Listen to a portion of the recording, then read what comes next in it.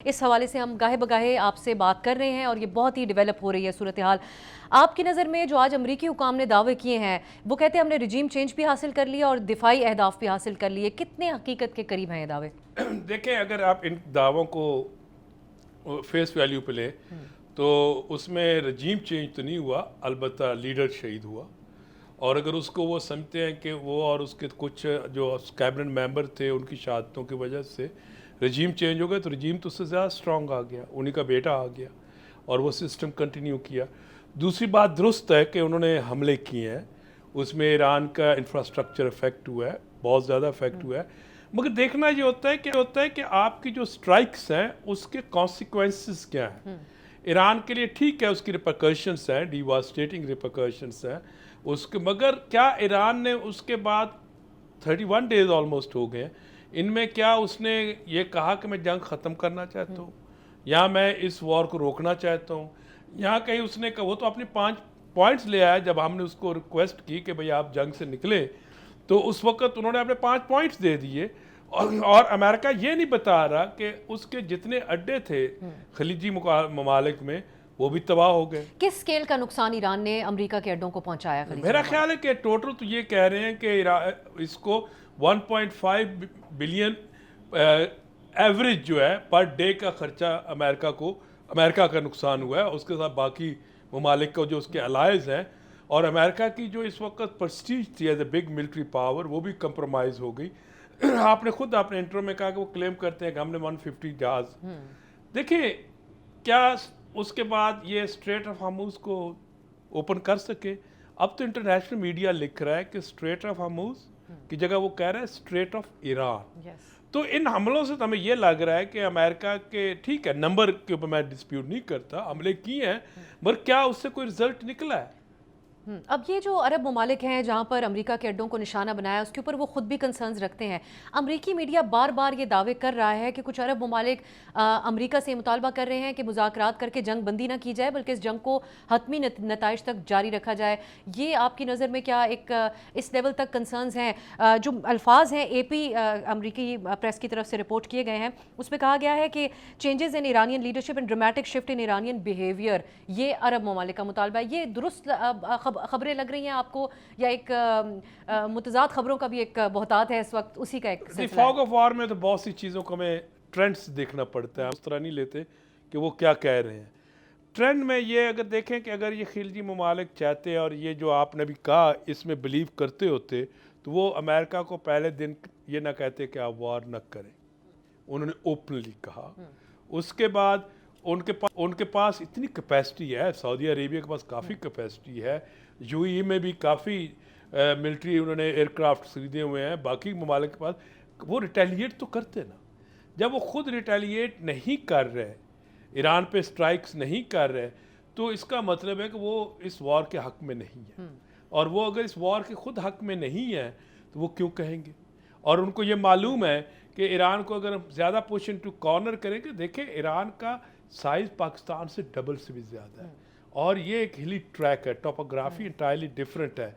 ये अगर वॉर करते हो तो ईरान ने मोज़ैक स्ट्रैटेजी अडॉप्ट की जिसको डिसेंट्रलाइज 32 कमांड्स में है। वो कमांड्स जब तक जंग बंद नहीं होगी, आप पूरा तेहरान उड़ा दे, हो सकता है उनमें से 12 to 15 कमांड्स तो उन हिली एरियाज़ के अंदर केव्स में होंगी जहाँ से वो मिसाइल्स मार रहे होंगे। ये एसिमेट्रिकल वॉरफेयर अगर चलती रही तो सबसे पहले तो अरब ममालिक अफेक्ट होंगे क्योंकि स्ट्रेट ऑफ हार्मूज नहीं खुलेगी। दूसरी तरफ से ईरानी जो एक्सिस ऑफ ईवल है, एक्सिस ऑफ जिसको आप कहते हैं रेजिस्टेंस है, हूतीज़ ने भी हमले शुरू कर दिए हैं। तो वो जो अरब ममालिक में ख़ास तौर पे ये स्मॉल अरब स्टेट्स थी जिनको GCC में, इनका तो दो ही थे, यहाँ ऑयल था, यहाँ टूरिज़म था।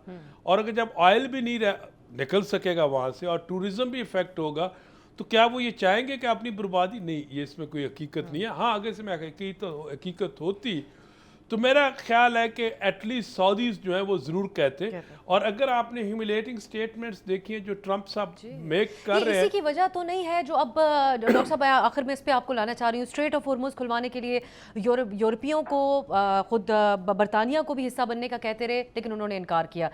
ट्रंप ने जिस किस्म के अल्फाज उस दिन इस्तेमाल किए, जिसकी तरफ अभी आप इशारा कर रहे थे, वो यही वजह तो नहीं है कि बैकडोर ये अखराजात जंग के उठाने के लिए इन अरब ममालिक को कहा जा रहा है, जिस पर वो रजामंदी जाहिर नहीं कर रहे? या आप समझते हैं कि आइंदा हम देख सकें कि इस सिलसिले में फंड्स की सूरत में अमरीका को अरब ममालिक सपोर्ट देखिए, करें? दो चीज़ें हैं। पहली बात तो ये कि पहली दफ़ा नहीं, उनके सेनेटर्स ने पहले ये शोर मचाया कि अरब इस जंग में शामिल हों, अरब नहीं हुए।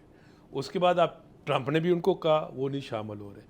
और मेरे ख्याल है कि उन्होंने, उनका जब फॉरेन मिनिस्टर पाकिस्तान के क्वाड्रिलेटरल डायलॉग में इस्लामाबाद आ गया, तो इसका मतलब वो जंग नहीं चाहते, वो जंग ख़त्म करना चाहते हैं। तो ये एक तो ये एलिमेंट है कि वो इनके कहने के बावजूद ना इसके अलाइज आ रहे हैं, ना ये लोग शामिल हो रहे हैं। दूसरा, देखिए, काफ़ी अरब ममालिक के पैसे जो हैं वो अमेरिका में हैं। जिस तरह इन्होंने अमेरिकन और यूरोपियंस ने रशियन फंड्स को क्या कहते हैं, फ्रीज कर लिया और दबा लिए ईरान के, तो ये एक ब्लैकमेलिंग टैक्टिक्स है कि आप भी हमें जंग का दें। मगर क्वेश्चन ये है कि क्या उन्होंने इसको कहा था जंग में जाओ? वो तो ओपनली रोकते रहे हैं कि जंग इसका हल नहीं है। तो ट्रंप अगर उनसे मांगता है वॉर बूटी, तो किस बेस पे मांगेगा? इस हवाले से हम गाहे बगाहे आपसे बात कर रहे हैं और ये बहुत ही डेवलप हो रही है सूरत हाल। आपकी नज़र में जो आज अमरीकी हुकाम ने दावे किए हैं, वो कहते हैं हमने रिजीम चेंज भी हासिल कर लिया और दिफाई अहदाफ भी हासिल कर लिए, कितने हकीकत के करीब हैं ये दावे? देखें, अगर आप इन दावों को फेस वैल्यू पे लें तो उसमें रजीम चेंज तो नहीं हुआ, अलबत्ता लीडर शहीद हुआ।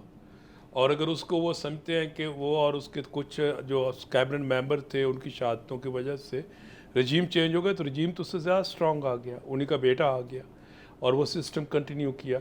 दूसरी बात दुरुस्त है कि उन्होंने हमले किए हैं, उसमें ईरान का इंफ्रास्ट्रक्चर इफेक्ट हुआ है, बहुत ज़्यादा इफेक्ट हुआ है। मगर देखना ये होता है कि आपकी जो स्ट्राइक्स हैं उसके कॉन्सिक्वेंसेस क्या हैं। ईरान के लिए ठीक है, उसकी रिपरकशंस हैं, डिवास्टेटिंग रिपरकशंस हैं उसके, मगर क्या ईरान ने उसके बाद 31 डेज ऑलमोस्ट हो गए, इनमें क्या उसने ये कहा कि मैं जंग ख़त्म करना चाहता हूँ या मैं इस वॉर को रोकना चाहता हूँ? यहाँ कहीं उसने कहा, वो तो अपने 5 पॉइंट्स ले आया जब हमने उसको रिक्वेस्ट की कि भाई आप जंग से निकले, तो उस वक्त उन्होंने अपने 5 पॉइंट्स दे दिए।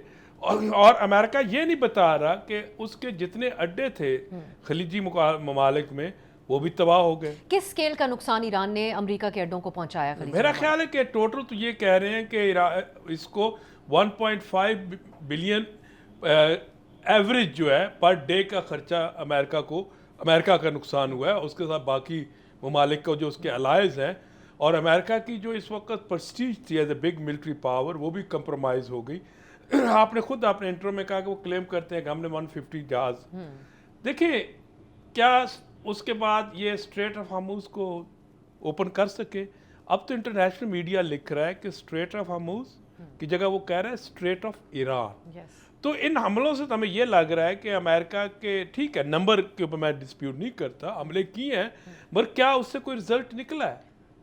अब ये जो अरब ममालिक हैं जहाँ पर अमेरिका के अड्डों को निशाना बनाया, उसके ऊपर वो खुद भी कंसर्न्स रखते हैं। अमेरिकी मीडिया बार बार ये दावे कर रहा है कि कुछ अरब ममालिक अमेरिका से मुतालबा कर रहे हैं कि मुज़ाकरात करके जंग बंदी ना की जाए, बल्कि इस जंग को हतमी नताइज तक जारी रखा जाए। ये आपकी नज़र में क्या एक इस लेवल तक कंसर्न्स हैं?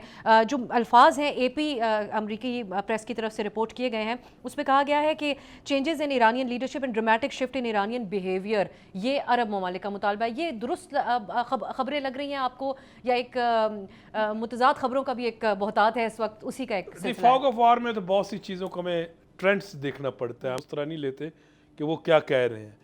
ट्रेंड में ये अगर देखें कि अगर ये खिलजी ममालिक चाहते और ये जो आपने भी कहा इसमें बिलीव करते होते, तो वो अमेरिका को पहले दिन ये ना कहते कि आप वॉर न करें। उन्होंने ओपनली कहा। उसके बाद उनके पास इतनी कैपेसिटी है, सऊदी अरेबिया के पास काफ़ी कैपेसिटी है, UAE में भी काफ़ी मिलिट्री उन्होंने एयरक्राफ्ट खरीदे हुए हैं, बाकी ममालिक के पास, वो रिटेलिएट तो करते ना।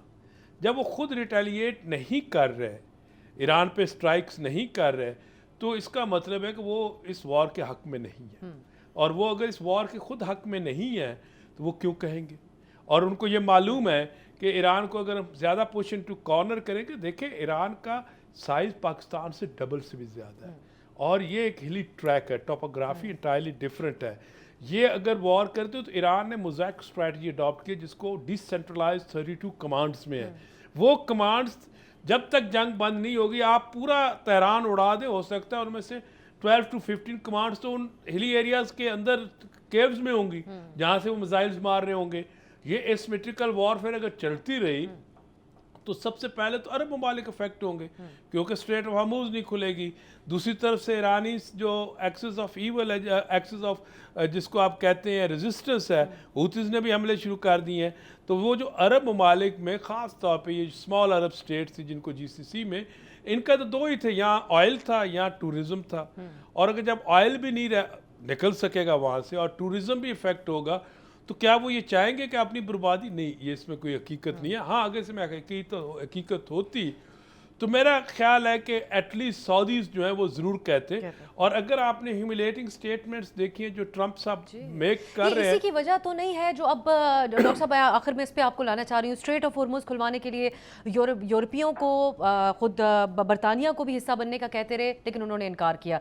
ट्रंप ने जिस किस्म के अल्फाज उस दिन इस्तेमाल किए जिसकी तरफ अभी आप इशारा कर रहे थे, वो यही वजह तो नहीं है कि बैकडोर ये अखराजात जंग के उठाने के लिए इन अरब ममालिक को कहा जा रहा है जिस पे वो रजामंदी जाहिर नहीं कर रहे? या आप समझते हैं कि आइंदा हम देख सकें कि इस सिलसिले में फंड्स की सूरत में अमेरिका को अरब ममालिक सपोर्ट करें? देखें, दो चीज़ें हैं। पहली बात तो ये कि पहली दफ़ा नहीं, उनके सेनेटर्स ने पहले ये शोर मचाया कि अरब इस जंग में शामिल हों, अरब नहीं हुए।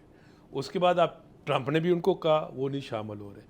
और मेरे ख्याल है कि उन्होंने उनका जब फॉरेन मिनिस्टर पाकिस्तान के क्वाड्रिलेटरल डायलॉग में इस्लामाबाद आ गया तो इसका मतलब वो जंग नहीं चाहते, वो जंग ख़त्म करना चाहते हैं। तो ये एक तो ये एलिमेंट है कि वो इनके कहने के बावजूद ना इसके अलाइज आ रहे हैं ना ये लोग शामिल हो रहे हैं। दूसरा देखिए, काफ़ी अरब ममालिक के पैसे जो हैं वो अमेरिका में हैं। जिस तरह इन्होंने अमेरिकन और यूरोपियंस ने रशियन फंड्स को क्या कहते हैं फ्रीज कर लिया और दबा लिए ईरान के, तो ये एक ब्लैकमेलिंग टैक्टिक्स है कि आप भी हमें जंग का दें। मगर क्वेश्चन ये है कि क्या उन्होंने इसको कहा था जंग में जाओ? वो तो ओपनली रोकते रहे हैं कि जंग इसका हल नहीं है। तो ट्रंप अगर उनसे मांगता है वॉर बूटी तो किस बेस पे मांगेगा? सब्सक्राइब करें और बेल दबाएं ताकि कोई खबर रह न जाए।